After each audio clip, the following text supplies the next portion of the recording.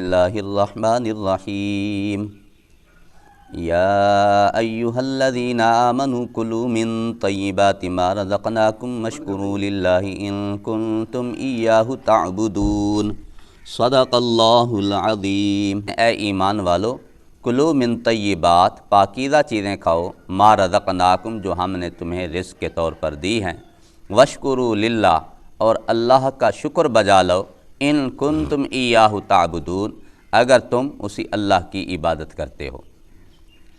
اس آیت میں دو چیزوں کا حکم ہے، ایک پاکیزہ چیزیں کھانے کا، حلال کھانے کا، دوسرے نمبر پر اللہ کا شکر بجا لانے کا حکم ہے۔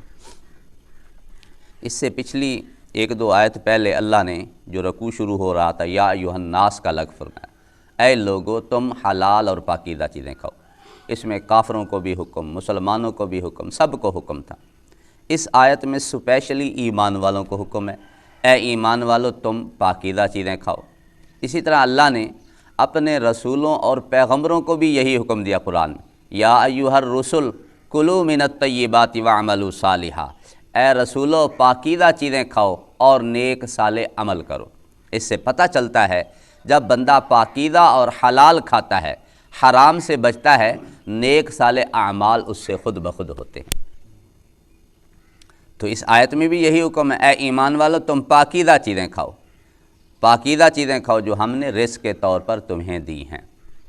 تو حرام سے بچنا یہ انتہائی ضروری ہے، حلال کھانا یہ بھی ہمارے لیے بے حد ضروری ہے۔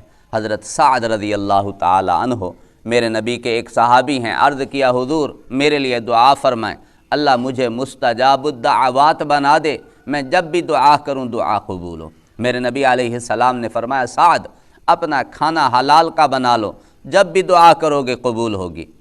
میرے نبی علیہ السلام نے پھر سمجھایا جب بندہ ایک لقمہ حرام کا کھا لیتا ہے 40 دن کی عبادت قبول نہیں ہوتی، دعائیں کہاں قبول ہوں۔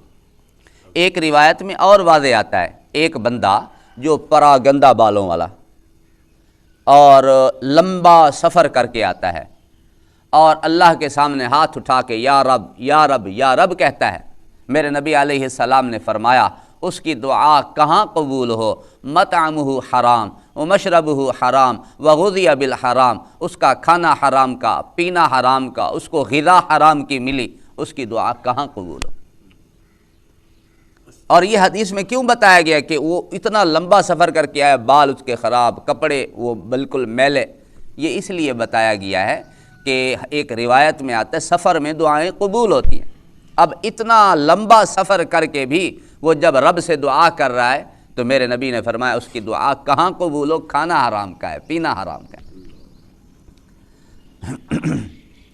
حجاج بن یوسف کون نہیں جانتا اس کو، بصرہ کا جب گورنر بنا نا، بصرہ پہنچا، اس نے آتے ہی پوچھا یہاں کوئی اللہ والے کو نیک بندے رہتے ہیں؟ انہوں نے کہا ہاں 3-4 لوگ ہیں، بس وہ الگ تھلگ رہتے ہیں، بندوں میں زیادہ آتے جاتے نہیں ہیں، الگ تھلگ رہتے ہیں۔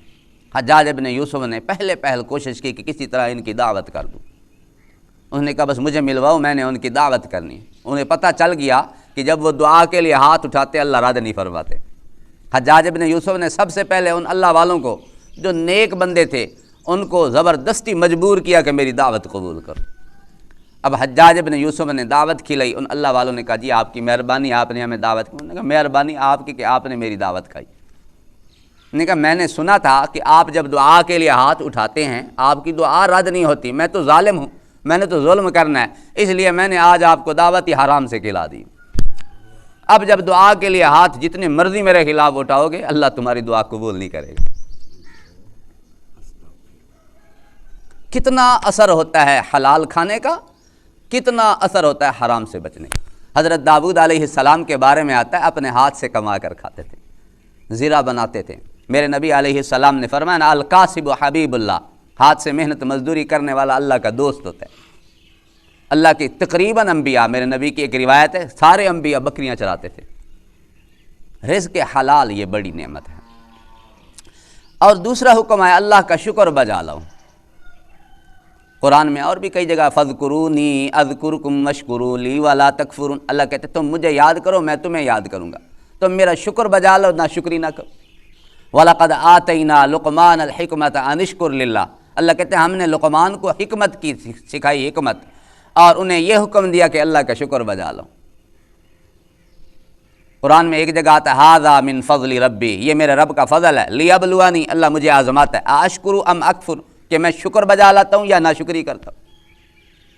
ما یفعل اللہ بعذابکم ان شکرتم وآمنتم، اللہ کہتے ہیں مجھے کیا ہو گیا، میں کیوں عذاب دوں اگر تم شکر بجا لاؤ اور ایمان لاؤ۔ اللہ کہتے ہیں میں تمہیں عذاب دے کے کیا کروں گا، ایمان بھی لاؤ شکر بھی بجا لاؤ، اللہ کہتے ہیں میں عذاب دے کے کیا کروں گا۔ اتنی بڑی نعمت، اور شیطان کی پہلی کوشش یہ ہے کہ میں بندوں کو ورغلا کے، اس نے رب کے سامنے بھی کہہ دیا تھا وَلَا تَجِدُ أَكْثَرَهُمْ شَاكِرِينَ، اللہ تو اکثروں کو شکر گزار نہیں پائے گا، میں ان کو گمراہ کروں گا۔ تو ناشکری ہمارے اندر بہت آ گئی، اور قرآن مجید میں واضح احکام ہے کہ شکر بجا لو، ان تشکروا یرضہ لکم، اگر تم شکر بجا لو گے اللہ کہتے ہیں اسے میں پسند کرتا ہوں۔ وَإِن تَكْفُرُوا، اور اگر تم ناشکری کرو گے، کفر کرو گے، فَإِنَّ اللَّهَ لَا يَرْضَىٰ لِعِبَادِهِ الْكُفْرَ، اللہ بندوں کے کفر پر راضی نہیں ہے، اللہ شکر پر راضی ہے، کفر پر راضی نہیں ہے۔ اب روایات دیکھیں، اما عائشہ فرماتے ہیں حضور علیہ السلام اتنی عبادت کرتے، اتنی پاؤں مبارک سوج جاتے تھے۔ میں نے ایک دفعہ عرض کیا حضور آپ تو بخشے آپ اتنی عبادت، تو میرے نبی علیہ السلام کا وہ جملہ سنیں جو میرے نبی نے ارشاد فرمایا، عائشہ افلا اکون عبدا شکورا، کیا میں اللہ کا شکر گزار بندہ نہ بنوں، میں اللہ کا شکر گزار بندہ نہ بنوں۔ ٹھیک ہے میں بخشایا ہوں، اللہ نے میرے سارا کچھ مجھے بخش دیا ہے، میں اللہ کا شکر گزار نہ بنوں۔ اور ایک روایت میں آتا ہے جس کا مفہوم ہے جو بندوں کا شکریہ ادا نہیں کرتا اللہ کا کبھی شکر گزار نہیں بن سکتا۔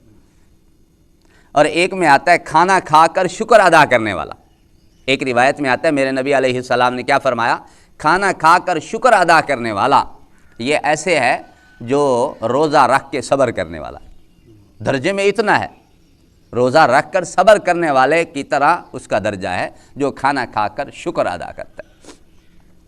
تو اس لیے ایک روایت میں اور بھی آتا ہے جس بندے میں دو باتیں پائی جائیں اللہ اسے صابر اور شاکر لکھ دیتے ہیں، صبر کرنے والا اور شکر کرنے والا لکھ دیتے ہیں۔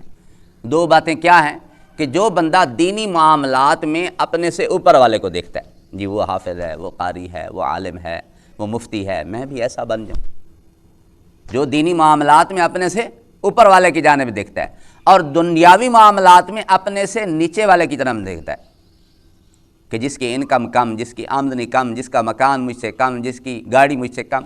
دوسری جگہ پہ آیا اسی روایت میں جو بندہ دینی معاملات میں اپنے سے نچلے کی جانب دیکھتا ہے، دنیاوی معاملات میں اپنے سے اوپر والے کی جانب دیکھتا ہے، پھر افسوس کرتا ہے، ایسا بندہ صابر و شاکر نہیں ہے۔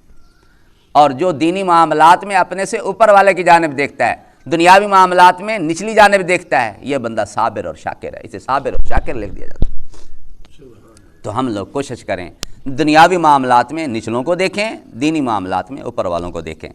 تو حکم ہے کہ اللہ کے شکر گزار بندے بن جائیں، جتنا شکر کریں گے لَإِن شَكَرْتُمْ لَأَزِيدَنَّكُمْ، اللہ کہتے تم شکر بجا لو میں تمہاری نعمتیں بڑھاؤں گا، اضافہ ہوگا نعمتوں میں۔ اللہ تعالی ہم سب کو عمل کی توفیق نصیب فرمائے۔ وآخر دعوانا الحمدللہ۔